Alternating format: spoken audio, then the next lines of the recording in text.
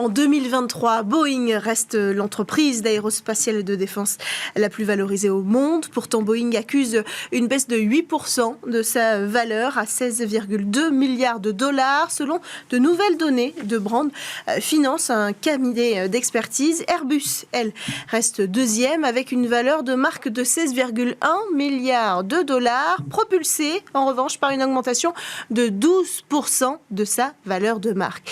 Et puis toujours selon le cabinet Brand Finance, la marque Airbus est à nouveau la marque aérospatiale et de défense la plus forte au monde, avec une augmentation de 2 points du score de l'indice de force de la marque, ce qui la maintient et maintient sa note en triple A.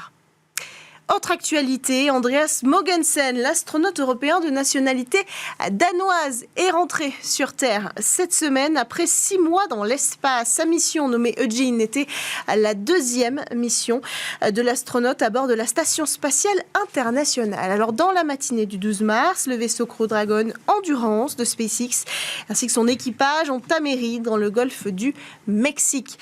L'équipage a été rapidement récupéré par le navire Megan. Andreas Mogensen, qui était le pilote du Crew Dragon, cumule ainsi près de 209 jours de micro-pesanteur. Et pour rappel, le russe Konstantin Borisov faisait lui aussi partie de l'équipage du Crew 7, ainsi qu'une américaine et un japonais. Son retour était donc l'occasion de rappeler que l'espace nous unit tous, selon les mots de l'administrateur de la NASA, Bill Nelson. Dernière actualité, après une levée de fonds de 54 millions d'euros cette année, la start-up Exotrail a testé pour la première fois son Space Van en orbite terrestre. Pour en parler, nous avons en ligne avec nous Jean-Luc Maria, cofondateur d'Exotrail. Bonjour Jean-Luc, bienvenue dans Smart Space. C'est un tournant que vous venez de vivre chez Exotrail ? Oui, bonjour Cécilia. Alors effectivement, Exotrail, vous commencez à nous connaître, on s'intéresse à tout ce qui bouge dans l'espace. Donc tout ce qui a besoin de bouger, en plus du mouvement naturel des objets, parce qu'il y a de plus en plus de satellites.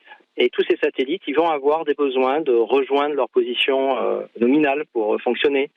Une fois à position, ils vont avoir besoin d'éviter des collisions avec d'autres objets. Et puis, ils peuvent se reconfigurer éventuellement en cours de mission, donc d'aller se déplacer à un autre endroit de l'espace.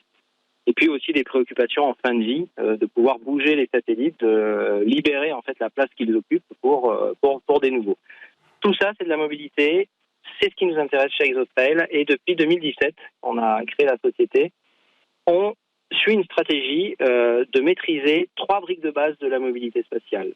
Des moteurs, un satellite manœuvrant, qui utilise bien évidemment nos moteurs, et toute une couche logicielle de compréhension, définition, optimisation et opération de la mobilité dans l'espace. Et ce qu'on a fait la semaine dernière, sur quoi on a communiqué, ça a été la première démonstration réussie d'un cas d'usage qui est la livraison en orbite, qui s'appuie sur le satellite manœuvrant que l'on a développé, qui s'appelle le Space Van. Et donc ce cas d'usage, c'est un cas d'usage important aujourd'hui pour les usagers de l'espace, parce que le modèle d'accès à l'espace est de plus en plus un modèle où on part à plusieurs, les fameux vols transporteurs de SpaceX en particulier.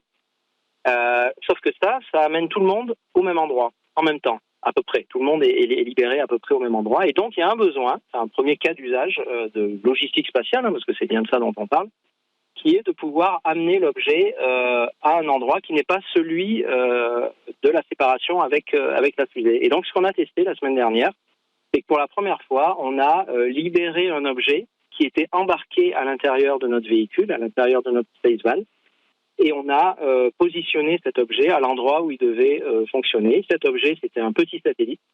À bord de ce petit satellite, on avait un client qui s'appelle Airbus, et c'est très intéressant parce que Airbus va tester à bord de ce satellite une technologie qui préfigure des besoins technologiques pour des futurs cas d'usage plus complexes, de rendez-vous en orbite en particulier, qui est un peu la suite de l'histoire de la logistique spatiale.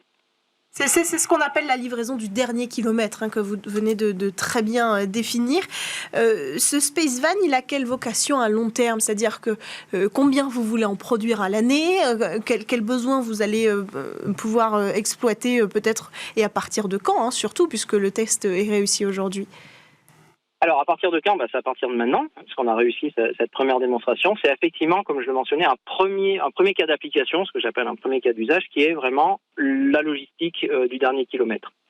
Mais ce Spacevan, et on en a fait une première démonstration, ce qu'on appelle en orbite basse, et ce Spacevan, il a vocation pour nous à aller ensuite adresser d'autres endroits dans l'espace, donc d'autres orbites. Donc on travaille déjà sur un modèle de Spacevan pour aller adresser l'orbite géostationnaire en particulier. Et on commence à percevoir aussi un intérêt pour aller au-delà, donc soit pour des missions un peu plus d'exploration, soit pour commencer à adresser des besoins d'économie lunaire. Donc dans notre feuille de route, très clairement, la première démonstration qu'on a faite est une première brique autour de laquelle on va pouvoir construire le futur de notre offre pour des cas de livraison en orbite, mais aussi pour progressivement aller adresser d'autres cas d'application beaucoup plus complexes qui pourraient être de l'inspection, du ravitaillement de satellites, de l'extension de durée de vie, etc., etc. Merci beaucoup Jean-Luc Maria, cofondateur d'Exotrade, d'avoir pris le temps de répondre à notre call actu aujourd'hui pour intervenir sur cette actualité, un véritable milestone pour votre entreprise, le test réussi de votre Spacevan. On enchaîne quant à nous après l'actualité avec le Space Talk sur Bismart.